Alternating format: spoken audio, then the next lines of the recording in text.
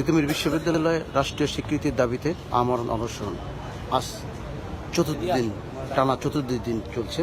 অনশন চালিয়ে যেতে এখন পর্যন্ত 9 জন শিক্ষার্থী অসুস্থ হয়ে পড়েছেন, যাদের মধ্যে 7 জন প্রাথমিক চিকিৎসা নিয়েছেন আর 2 জন এখনও ঢাকা মেডিকেল কলেজ হাসপাতালে চিকিৎসাধীন আছেন। বুধবার থেকে শুরু হওয়া অনশন দাবি আদায় না হওয়া পর্যন্ত চলবে। শিক্ষার্থীরা হুঁশিয়ারি উচ্চারণ করে বলেছেন, তাদের অনশনের কারণে কোনো অপ্রীতিকর ঘটনা ঘটলে তার দায়ভার সরকারকেই নিতে হবে।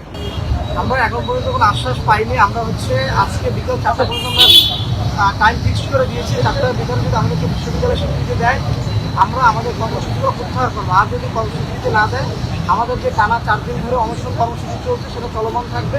আমাদের সবার ভিতরে ম্যাক্সিমাম সব অসুস্থ আছে এবং একজন মুমূর্ষু অবস্থা রয়েছে।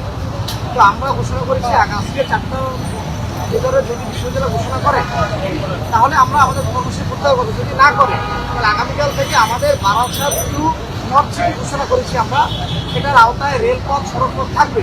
কিন্তু বিশ্ব ইজতেমা উপলক্ষে হাজিদের যারা মুসল্লি রয়েছে, মুসল্লিদের যাতে কষ্ট না হয় সেজন্য আগামীকালকে আজকে ঘোষণা না করে আগামীকালকে বারাসাত টু নর্থ সিটির ভিতরে সকাল 8টা থেকে 11টা পর্যন্ত আমরা এই যে মুসল্লিদের উদ্দেশ্যে আমরা শিথিল রাখবো।